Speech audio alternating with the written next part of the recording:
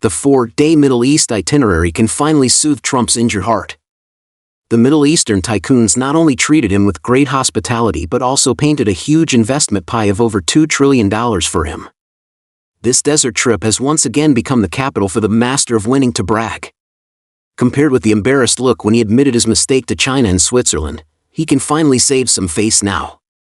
Trump's first official visit was arranged quite shrewdly, and the generous gestures of the Middle Eastern princes are even more astonishing. However, it also raises questions. Will the three wealthy countries really take out the money to fulfill this investment commitment? The Trump administration advocates a strategic contraction in the Middle East policy, and the Arab countries often emphasize their independence and autonomy. Are they really willing to pay the protection fee to the United States? As Trump's first foreign visit in his second term, this Middle East trip is obviously of great significance. Besides discussing the traditional regional hot-spot issues such as the Israel-Palestine conflict, the Iran nuclear deal, and the situation in Syria, the most important thing is to get the Middle Eastern princes to pay money to boost his performance. Of course, these wealthy people have not disappointed Trump.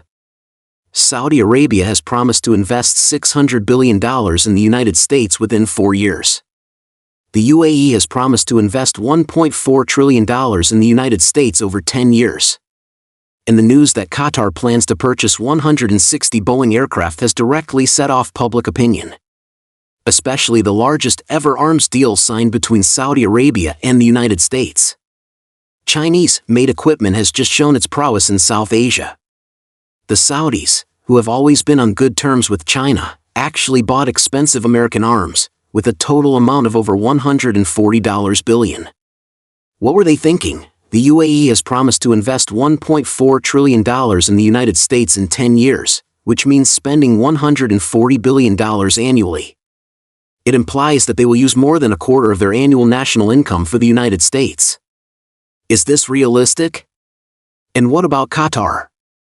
Why does such a small country need to buy so many aircraft? Let's first look at Saudi Arabia. In fact, it's not surprising that Trump chose Saudi Arabia instead of Israel for this foreign, defense-related visit. Because the relationship between Saudi Crown Prince Mohammed bin Salman and Trump is quite good, and Saudi Arabia has long relied on the United States for military protection. In Trump's first term, his first official visit was also to Saudi Arabia, and a $110 billion arms sales agreement was signed at that time. But this agreement was directly frozen after Biden took office. The Biden administration believed that the U.S. made weapons purchased by Saudi Arabia ultimately flowed to Yemeni resistance groups, so it refused to supply Saudi Arabia. Coupled with the Jamal Khashoggi murder case, Biden even slandered Saudi Arabia as a pariah state and smeared its human rights record, causing bilateral relations to cool. It was also during this period that Saudi Arabia frequently interacted with China. For years later, Trump has returned to the White House. Unlike Biden, Trump dislikes ideological export and only cares about making money and boosting his political performance to decorate his legacy. Therefore, he is bound to revive the previously unfulfilled agreements and go through the motions again. This latest arms sales agreement is essentially a revised version with partial additions to the previous one. Notably, in the previous agreement, Trump had agreed to sell F-35 fighter jets to Saudi Arabia, but this was not mentioned this time. The main reason is that Trump demanded that Saudi Arabia sign the Abraham Accords to normalize relations with Israel.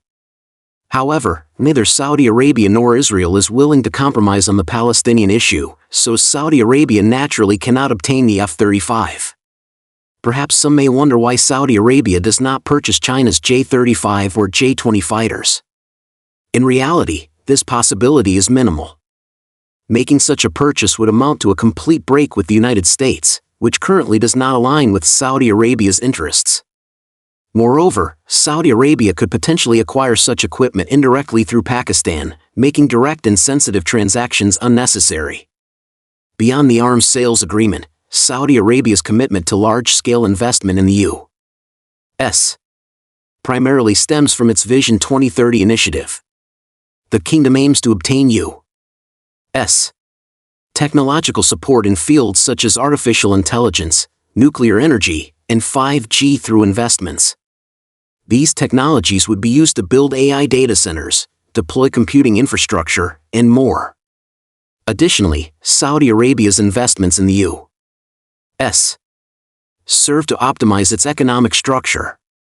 Crown Prince Mohammed bin Salman seeks to shift Saudi Arabia away from oil export dependence, hence redirecting oil revenue into emerging and future-oriented industries. As these sectors grow, Saudi Arabia stands to gain substantial returns.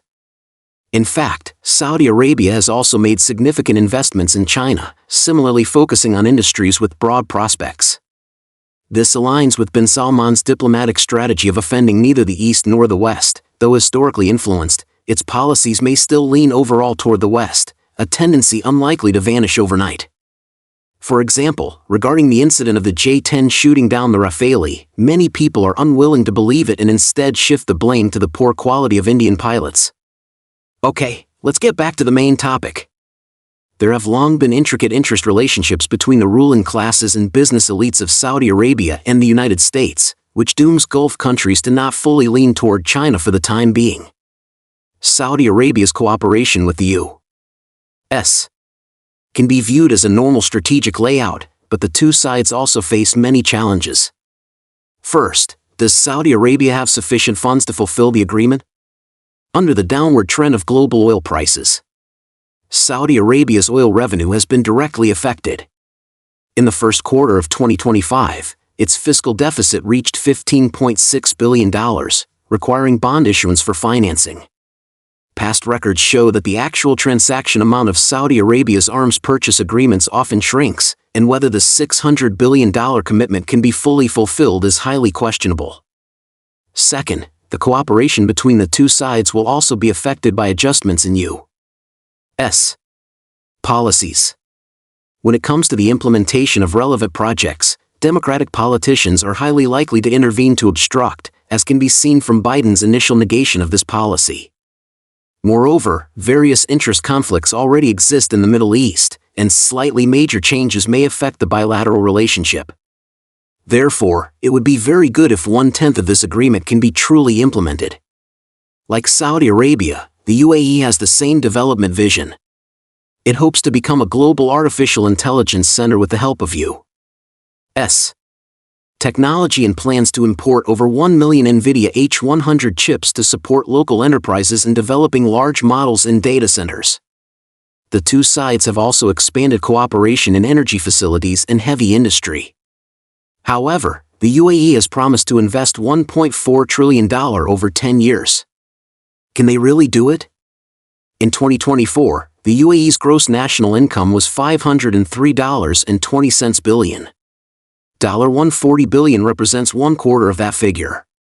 Where would the UAE obtain such a massive sum to invest in the U.S.? This is clearly unrealistic. This investment commitment is highly likely just a show of intent for the outside world, and what Trump needs is precisely this kind of gesture. However, unlike this investment pledge, Qatar's purchase of 160 aircraft is tangible. Qatar Airways is the world's 5th largest international airline, with routes covering more than 160 destinations globally. In 2024, it carried 50 million passengers, with a goal of increasing this to 80 million by 2030. The new aircraft will be used to launch routes to emerging markets in Africa and Southeast Asia. Qatar Airways' existing Boeing and Airbus fleets are facing aging issues and need to be upgraded through new purchases to optimize the aircraft mix, improve fuel efficiency, and enhance the passenger experience. Additionally, as the world's first airline to massively deploy Starlink satellite internet, 50% of its Boeing fleet has already been retrofitted, with full coverage expected by the second quarter of 2025. The new order could secure priority cooperation with Boeing on Starlink technology. Starlink's high-speed internet service can significantly enhance the in-flight experience for passengers. All of Qatar Airways' development plans aim to consolidate its position as a global aviation hub. Overall, Trump's Middle East trip centered on economic interests, aiming to bind Gulf countries through arms sales, technological cooperation, and infrastructure investments. However, the implementation of these agreements faces multiple challenges in finance, politics, and geopolitics.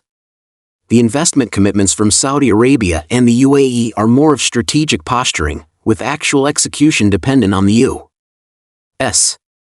sincerity in technology transfer and the Gulf states' payment capabilities. Qatar's Boeing order, meanwhile, represents a key part of its aviation strategy, requiring a balance between regional politics and market competition pressures. On the whole, this visit signals a shift in U.S. Middle East policy from security prioritization to an economic and technological focus.